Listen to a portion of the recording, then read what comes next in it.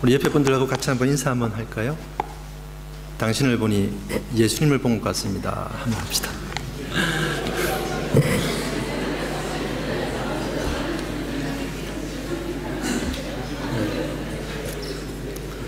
굉장히 부담되어지는 인사죠. 우리는 항상 예수님을 닮아 나가려고 노력하고 있는데 전혀 닮지 않으려고 하는 그런 마음가짐들이 있지 않나 그런 생각이 듭니다. 신앙생활 좀 부담을 가졌어야 됩니다. 너무 우리가 안일하게 생활하고 있지 않나 그런 생각이 들고, 마틴 로이드 존스 목사님이 오늘 현대교회를 향해서 구도자 정신이 상실된 교회다 이런 지적을 한 적이 있거든요.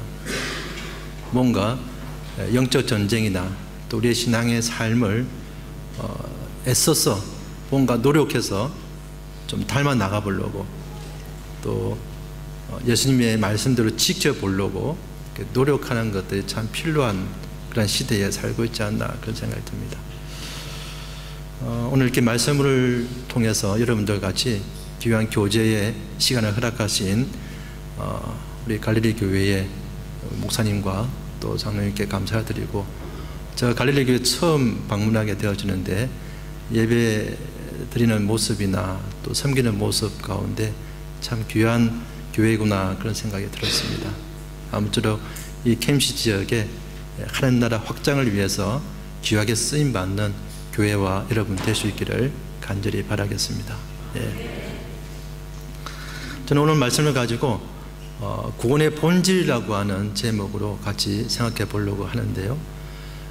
사실 이 구원이라고 하는 것에 대해서 우리가 당연시하게 생각되어지기도 하고, 또 믿음으로 구원받는다라고 하는 이 교리적인 그 말씀에 의지해서 우리가 구원이라고 하는 것에 대해서 너무 좀 안일하게 생각하고 있지 않나 그런 생각이 들어서, 이런 기회에 또 구원이라고 하는 가장 중요한 주제를 가지고 한번 생각해 보는 것은 참 또 의미가 있지 않겠나 그런 생각이 들어서 제가 이 제목으로 여러분들과 같이 말씀을 나누기를 원합니다. 여러분, 교회 다니는 가장 큰 이유는 구원받기 위한 것입니다. 아무리 교회를 섬기고 또 선교 열심히 하고 교회에서 귀한 직분자가 되었다고 하더라도 구원받지 못하면 아무런 의미가 없잖아요. 우리가 고생하는 것밖에 안 되고, 우리가 어떻게 보면 감정적인 그러한 자신의 그러한 결단과 또한 행동이 아닌가 그런 생각이 듭니다. 그리고 우리 신앙생활에서 가장 큰 감격과 기쁨도 자신이 구원받았다고 하는 것을 인식하는데, 깨닫는 데 있다고 생각되어집니다. 그래서 구원을 제2의 탄생이라고 하죠. born again이다. 다시 태어났다. 여러분, 세상에 갓난아기로 태어나는 것이 얼마나 큰 기쁨입니까? 하물며 영적으로 거듭나는 것은 더 큰 기쁨인 것입니다. 그런데 여러분, 육신의 탄생과 영적인 탄생은 엄청난 차이가 있습니다. 육신의 탄생은 육체를 위한 삶이요 자신을 위한 삶이라고 한다면은, 영적인 탄생은 영적인 삶을 위한 것이요 하나님을 위한 삶이라고 할 수 있습니다. 여러분, 육신의 탄생은 죽음으로 끝납니다. 하지만 영적인 탄생은 영원한 삶을 위한 시작이요 영원한 것입니다. 그러므로 여러분, 우리 인생에서 가장 중요한 문제는 이 구원의 문제입니다. 어떻게 해서든지 여러분의 구원 문제 하나만큼은 확실하게끔 인식을 하시고 깨달으시고 그것에 대한 확신이 있기를 바랍니다. 오늘날 구원의 문제에 대해서 그렇게 심각하게 생각하지 않는 것이 저는 문제라고 생각합니다.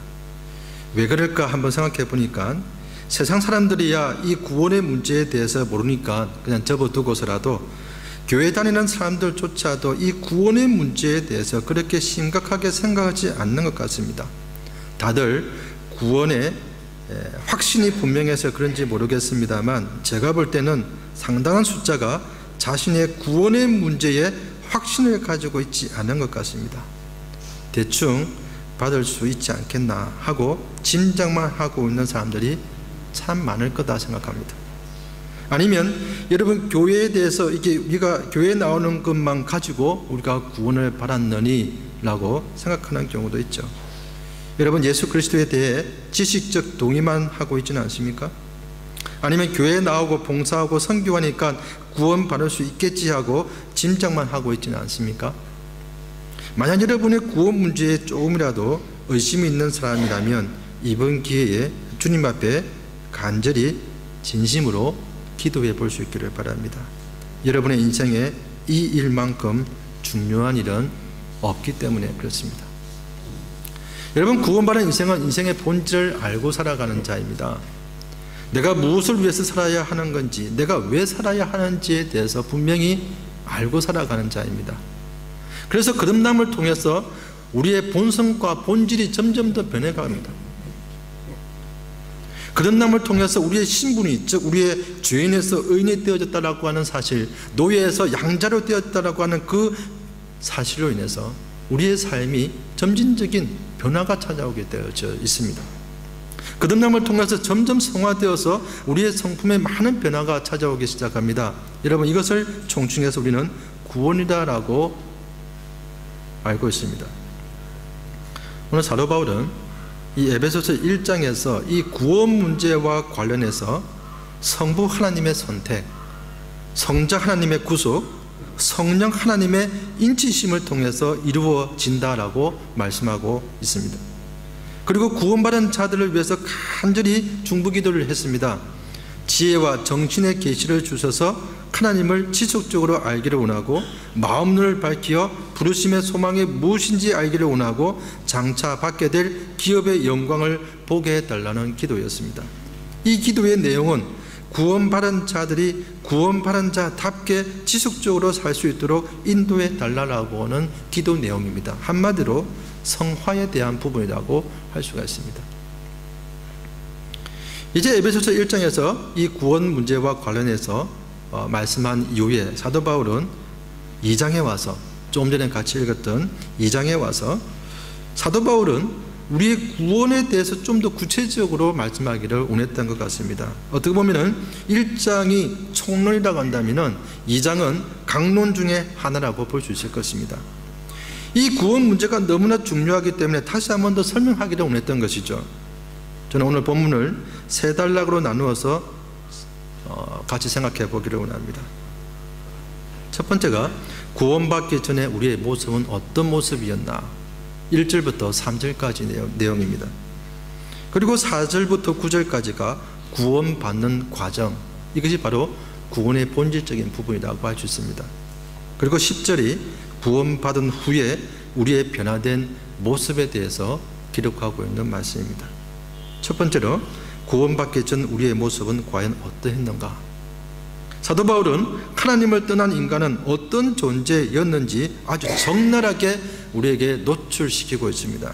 즉, 구원받기 전에 인간의 모습은 그야말로 비참한 상태였다는 것이죠. 첫 번째, 인간은 본래 허물과 죄로 죽었던 자들이다 라고 말씀합니다.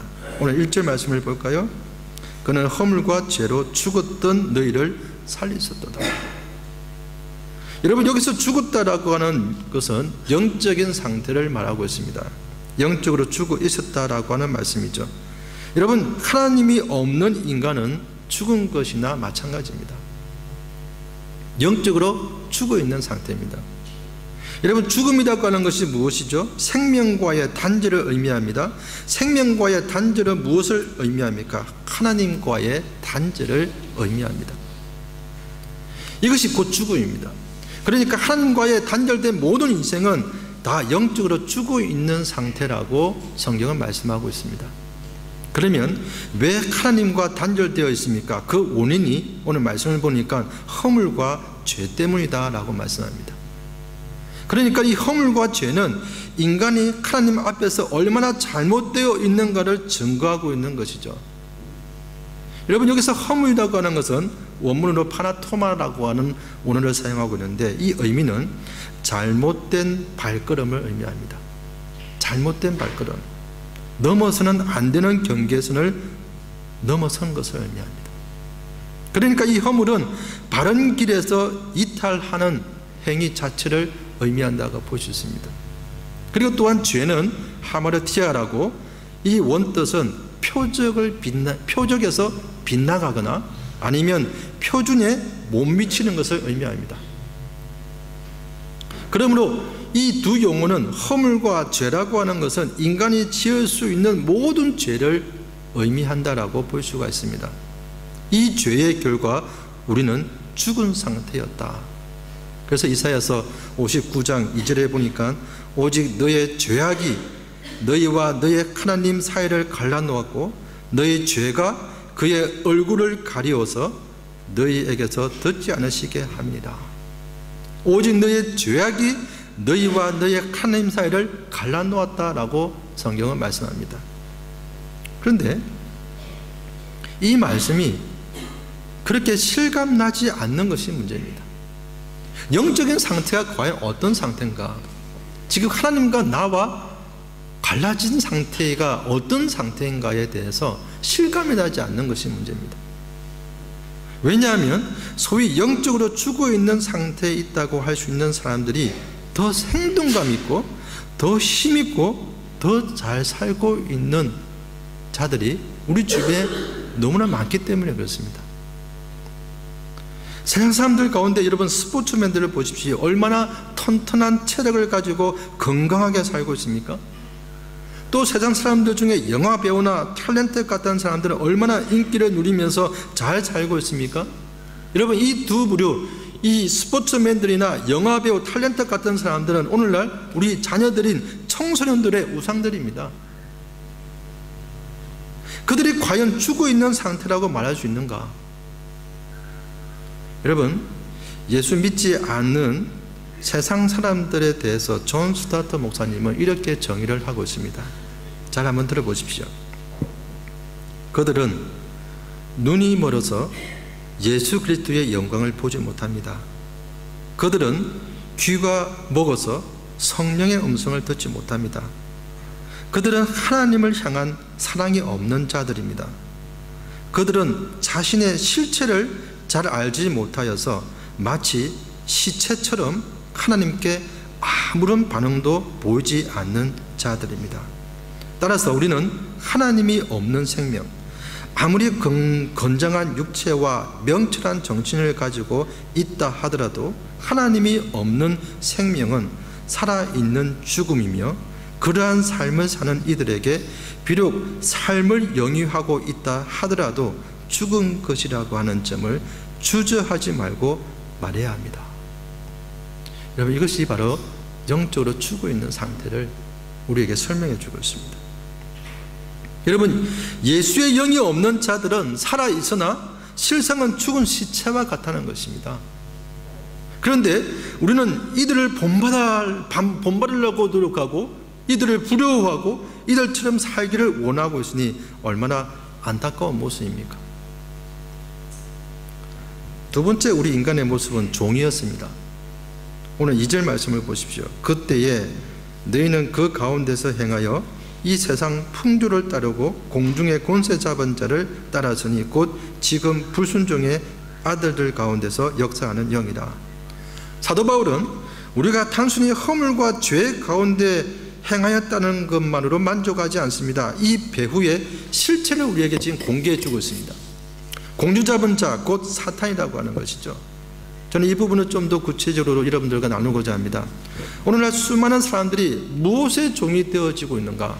그 실체는 세상과 사탄과 육체라고 하는 사실입니다. 먼저 세상에 대해서 생각해 보십시다. 이 세상의 풍속을 쫓는다라고 말합니다. 이 헬라어의 원뜻은 이 세상의 세대를 따라라고 하는 의미입니다. 이 세상의 세대를 따라서. 여러분 이 세상은 하나님과 관계없이 조직된 사회를 말하고 세대는 세속주의를 말하고 있습니다. 그러니까 이 두 단어는 하나님을 떠난 사회 전체의 가치 체계를 의미한다라고 볼 수 있습니다.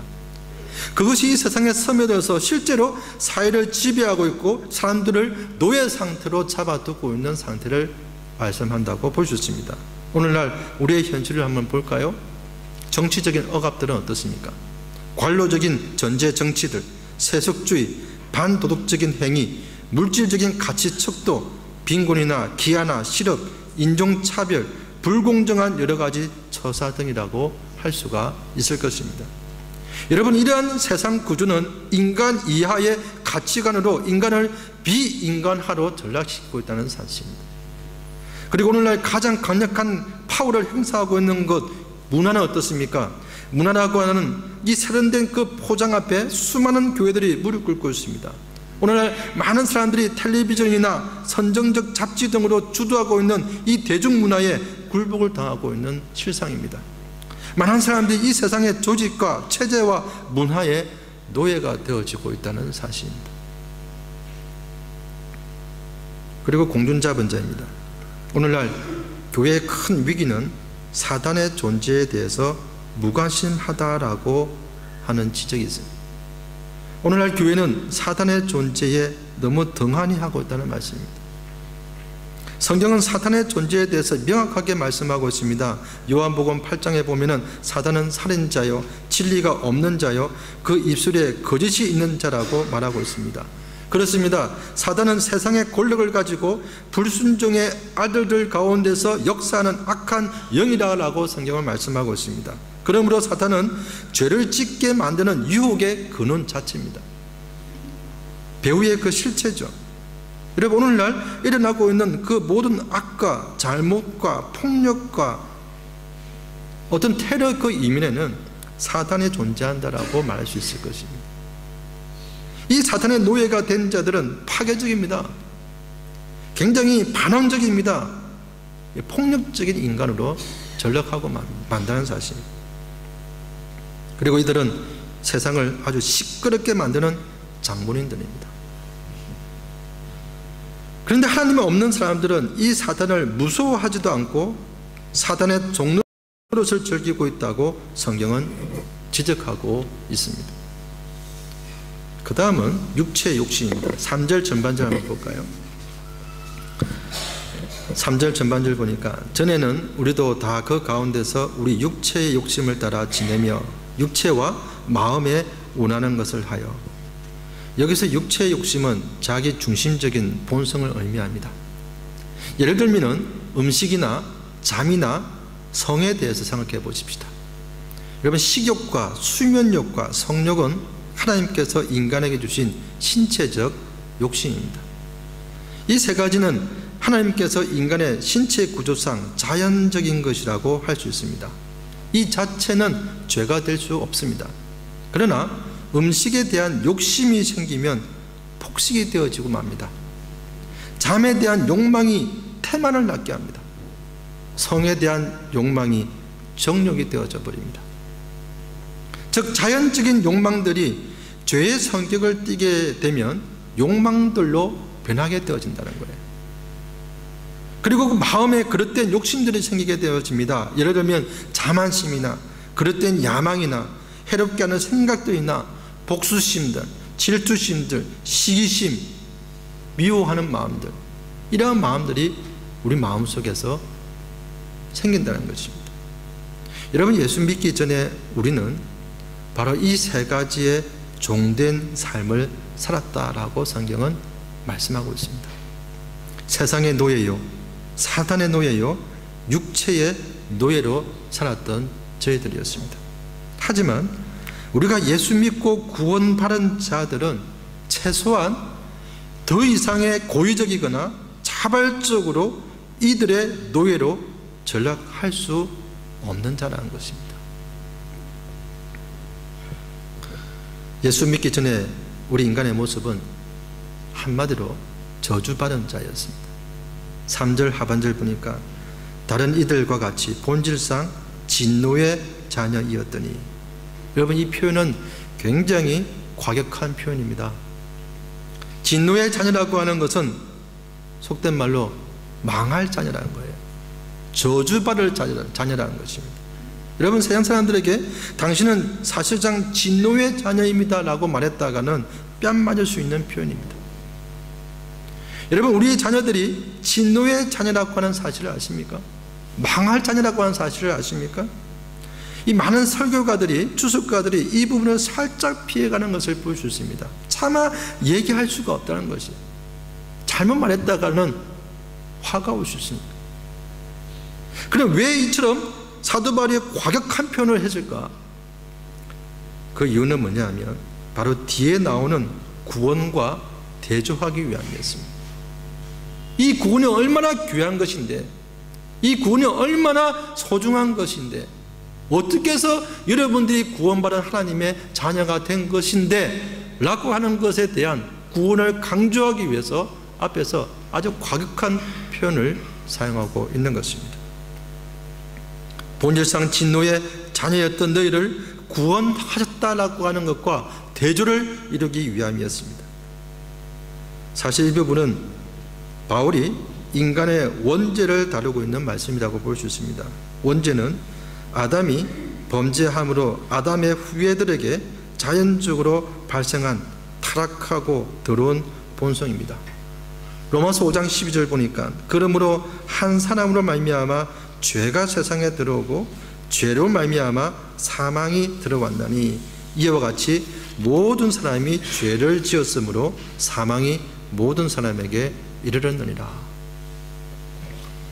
아담 안에서 아담과 더불어 모든 사람이 죄를 지었음을 가리키고 있습니다. 이 원죄에서 해방된 자들은 아무도 없습니다. 그러므로 우리는 진노의 자녀로 있었던 것입니다. 자, 여러분, 죽음과 종노릇, 진노, 이 세 가지는 사도 바울이 우리의 그 타락한 그 인간 상황을 묘사하기 위해서 동원한 개념들이라고 할 수가 있습니다. 사도 바울은 지금 2장 1절부터 3절까지는 하나님에 대해서 전혀 언급하고 있지 않습니다. 거룩이라고 하는 표현 그 자체를 전혀 언급하고 있지 않습니다. 이것은 인간의 그 완전한 부패를 의미합니다.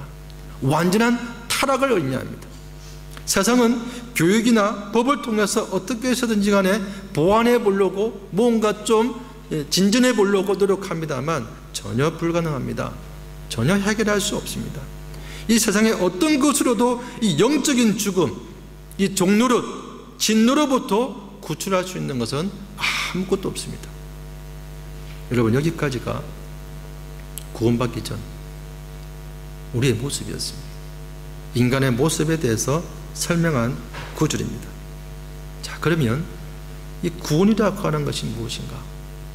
어떻게 구원받는 것인가? 두 번째 구원받는 과정, 구원의 본질적인 것은 4절부터 6절까지 언급하고 있습니다. 이 4절부터 6절은 굉장히 강한 접속사로 시작하고 있는 것을 볼 수 있습니다. 그러나 우리 한글 개역 성경에는 생략되어져 있는 표현이 있는데, 그러나라고 하는 앞에 있는 그 내용과는 전혀 대조적이고 앞에 있는 내용과는 상반되어진 앞으로 나올 그 내용에 대해서 완전히 비교하기 위해서 사용되어지는 접속사, 그러나라고 하는 아주 강한 접속사로 시작되어지는 것을 볼 수 있습니다. 우리 큰 소리로 한번 다 같이 읽어볼까요? 4절부터 6절까지입니다. 다 같이요, 시작. 긍휼이 풍성하신 하나님이 우리를 사랑하신 그 큰 사랑을 인하여 허물로 죽은 우리를 그리스도와 함께 살리셨고 너희는 은혜로 구원을 받은 것이라. 또 함께 일으키사 그리스도 예수 안에서 함께 하늘에 앉히시니. 거기까지요. 여러분, 이 표현은 제가 다시금 원문을 통해서 다시 한번 읽어드리겠습니다. 그러나 하나님은 허물과 죄로 죽었던 우리들을 다시 살리셨습니다. 그러나 하나님은 세상과 사탄과 육체의 종로로 되었던 우리들을 다시 일으키고 계십니다. 그러나 하나님은 진노의 자녀였던 우리들을 다시 그의 오른손으로 붙잡아 영화로운 자리에 앉히시게 될 것입니다 라고 하는 뜻입니다. 여러분, 이것이 구원입니다. 사도 바울은 여기서 세 가지 동사를 사용하고 있습니다. 살리다, 일으키다, 앉히시다. 이 세 개의 동사는 예수님의 구원 사역의 아주 핵심적인 단어라고 할 수가 있습니다. 살리다라고 하는 동사는 부활을 의미합니다. 그리고 일으키다라고 하는 동사는 승천을 의미합니다. 앉히시다라고 하는 동사는 보좌에 앉으심을 의미합니다. 그래서 이 말씀은 마치 조금 전에 저와 여러분들이 고백했던 사도신경을 연상케 합니다. 장사한 지 사흘 만에 죽은 자 가운데서 다시 살아나시며 하늘에 오르사 전능하신 하나님 우편에 앉아 계시다라. 그러나 여러분, 놀라운 것은 지금 사도 바울이 이 세 가지의 연속적인 역사적 사건이 바로 그리스도에 국한되어진 그 사건을 지금 그리스도에 대해서 말하고 있는 것이 아니라 바로 우리 자신들에게 지금 관련해서 쓰고 있다고 하는 것이 얼마나 중요한 의미를 담고 있는지 모른다는 사실입니다. 하나님께서 그리스도를 살리시고 일으키시고 앉히신 것처럼 하나님은 이제 우리를 그리스도와 함께 살리시고 일으키시고 앉히실 것을 확정하고 계십니다 라고 하는 뜻입니다. 사실 여러분, 이 세 동사는 구원의 과정을 말씀하고 있다고 할 수 있습니다. 하나님께서 우리를 구원해 주신 것은 하나님의 전적인 은혜입니다. 이것은 구원의 과거적인 사건입니다. 십자가에서 2000년 전에 이미 구원이 완성되어졌습니다. 그리고 과거에 우리를 살려주셨던 그분은 살려주신 것에서 끝내는 것이 아니라 지금의 우리를 현재 이 순간에도 우리를 일으켜주고 계신다는 사실입니다. 이것이 구원의 현재성입니다. 이것은 그리스도의 부활을 체험함으로 이루어 갈 수 있는 것입니다.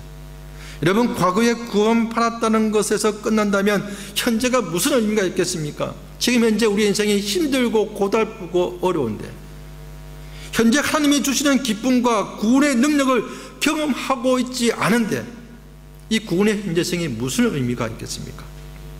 여러분, 거듭난 자로서, 의로운 자로서, 성화된 자로서 여러분의 삶의 모든 영역에서 그리스도의 부활의 능력을 경험하는 자가 되어야 할 것입니다. 이것이 바로 구원의 현재성입니다. 여러분, 예수님 믿고 구원받았으니 이제 내 마음대로 살아도 된다고요? 이신청이라고 하는 교리는 구원의 출발점입니다. 구원의 완성이 아닙니다. 골로새서 3장 1절 2절 보십시오. 그러므로 너희가 그리스도와 함께 다시 살리심을 받았으면 위의 것을 찾으라. 거기는 그리스도께서 하나님 우편에 앉아 계시느니라. 위의 것을 생각하고 땅의 것을 생각하지 말라라고 말씀하십니다. 여러분, 구원은 이 세상에서 죽은 과거의 예수에서 끝나는 것이 결코 아닙니다. 무덤 속에 갇혀있는 예수를 믿는 것이 아니라는 것이죠. 오늘날의 이 역사 속에, 내 현실 속에, 내 생활 속에 부활하신 예수 그리스도께서 오늘 우리의 삶 가운데서 직접 나와 함께 하시고 살아 역사하신다는 사실을 믿는 것, 이것이 바로 구원받은 자로서의 믿음이요, 구원의 현재성이라고 하는 사실입니다. 그리고 이 믿음이 구원의 세 번째 모습은 함께 하늘에 앉히시니라고 표현하고 있습니다. 이것은 구원의 미래성이라고 볼 수 있습니다. 여러분, 그리스도인의 구원의 완성은 그리스도와 함께 하나님의 영광의 보좌에 앉는 것을 말합니다. 만약 예수 믿은 사람이 이것을 소망하고 이것을 생각하는 것을 잊어버린다면 현재 고난은 장차 올 영광과 좋게 비교할 수 없다는 말을 우리가 어떻게 이해할 수가 있겠습니까? 지금 현재 내 삶이 얼마나 힘든데요, 하나님. 천국의 삶의 그 평화롭고 그 찬양으로 가득 차 있는 그 축복된 삶이라고 하는데 나의 지금 현실과 얼마나 많은 괴리감이 있는데요. 진정 우리가 그리스도와 함께 영광의 보좌에 앉을 것을 생각한다면 내가 지금 현재 당면하고 있는 그 고난들, 내가 지금 어려움에 있는 그 현실들을 얼마든지 우리가 이겨갈 수 있다는 것입니다. 현재의 어떤 슬픔과 고난도 참을 수가 있는 것이죠. 그것이 결코 문제가 되지 않는다는 사실을 알게 됩니다. 왜냐하면 우리는 곧 구원의 미래성인 그리스도와 함께 하나님의 영광에 앉게 될 자이기 때문에 그렇습니다. 여러분, 구원받은 증거를 어디에서 찾으십니까? 예배 드리니까 구원받았습니까? 교회 봉사하는 데서 찾고 계십니까? 교회 교리를 이해하는 데서 찾고 있습니까? 구제하는 데서 찾습니까? 여러분, 구원의 증거는 바로 그리스도와의 연합에서 찾아야 하는 것입니다. 그리스도와 함께 살리시고 그리스도와 함께 일으키시고 그리스도와 함께 앉히시는 바로 이 그리스도와의 연합에서 내가 그리스도인이 되었다는 것에 대한 확신을 가질 수 있기를 간절히 바라겠습니다. 우리 8절 9절 한번 보십시다. 너희가 그 은혜에 의하여 믿음으로 말미암아 구원을 받았으니 이것은 너희에게서 난 것이 아니요 하나님의 선물이라. 행위에서 난 것이 아니니 이는 누구든지 자랑하지 못하게 합니다. 여러분, 만약 우리가 죽지 않고 영원히 살 수 있으면 구원이 필요 없습니다. 인간은 모두 다 죽는다는 데 문제가 있습니다. 자기 스스로 구원할 수 있다면 인간에게 무슨 구원이 필요하겠습니까? 그러니까 구원은 인간 밖에서 인간을 위해서 찾아오는 것이어야 했었습니다. 이것이 구원입니다. 그러므로 구원은 선물이어야 했습니다. 이 세상에서 노력과 이 세상의 방법과 이 세상의 어떤 것으로도 이 구원을 이루어 갈 수 있는 것은 아무것도 없습니다. 이 세상 밖에서, 그리고 또한 우리에게 그냥 선물로 주어져야만 했던 것입니다. 결코 우리의 행위로 얻어지는 것이 아니라는 사실입니다. 이 구원은 전적인 하나님의 행위요 하나님의 결단이었습니다. 마지막으로 이제 구원받은 후에 변화된 모습은 어떻게 살아가야 되는가? 여러분, 구원받은 자가 어떻게 살아야 될 건가? 오늘 10절 말씀을 보십시오. 우리는 그의 만드신 바라 그리스도 예수 안에서 선한 일을 위하여 지으심을 받은 자니 이 일은 하나님이 전에 예비하사 우리로 그 가운데서 행하게 하려 하십니다. 인간은 선을 위하여 지음받은 존재라고 말씀합니다. 구원받은 사람은 어떻게 살아야 하는가? 구원받은 사람은 선을 위해서 살아야 합니다. 이것은 구원받은 증거입니다. 그런데 여러분, 문제는 인간에게 선이 없다는 것이 문제입니다. 선이 하나도 없습니다. 그래서 구원이 필요한 것입니다. 왜냐하면 구원받은 자 안에 선한 분이 계시기 때문입니다. 그분은 바로 하나님이십니다. 다시 말씀드리면 선을 위해서 산다는 말은 하나님을 위해서 산다는 것입니다. 하나님을 위해서 산다는 말은 구체적으로 어떻게 살아야 되는 거예요? 선을 위해서 살아야 하는 것을 의미합니다. 이것이 인간이 존재하는 이유라고 성경은 말씀합니다. 이것이 구원받은 사람들이 이 세상에서 살아가는 원리여야 한다라고 말씀합니다.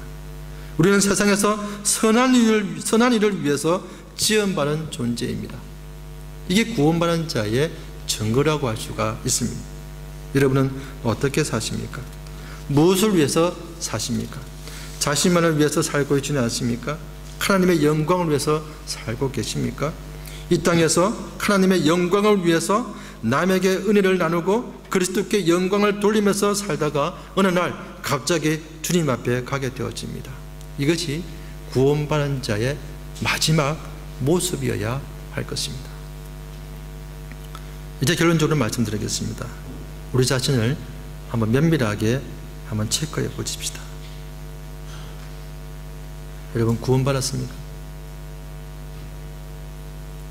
구원받았다면 지금 받은 자의 삶을, 구원받은 자의 삶을 살고 있는 것 같습니까? 구원의 능력을 경험하고 계십니까? 부활의 증인으로서의 삶을 살고 계십니까? 그리고 앞으로 주님이 다시 오실 것을 날마다 기대하면서 구원의 미래를 위해서 준비하시면서 살고 계십니까? 그렇지 않다면 다시 체크해 보시기 바랍니다. 그리고 예수 영접하기를 간절히 기도하시기 바랍니다. 지식적인 동의가 아니라 감정적인 고백이 아니라 성령의 인치심을 위한 기도를 간절히 드리실 수 있기를 바랍니다. 우리 주님은 무덤에 갇히신 분이 결코 아닙니다. 부활하셔서 하늘 보좌에 앉아 계시는 분이십니다. 오늘도 살아 역사하시는 분이십니다. 그리고 구원의 확신이 있게 되면은 이제 주를 위해서 열심히 사십시오. 선한 일을 위해서 열심히 섬기십시오. 여러분이 할 수 있는 대로 최선을 다해서 하나님의 영광을 위해서 사실 수 있기를 바랍니다. 이것이 구원받은 자의 마땅한 도리인 것입니다. 다 같이 기도하십시다. 말씀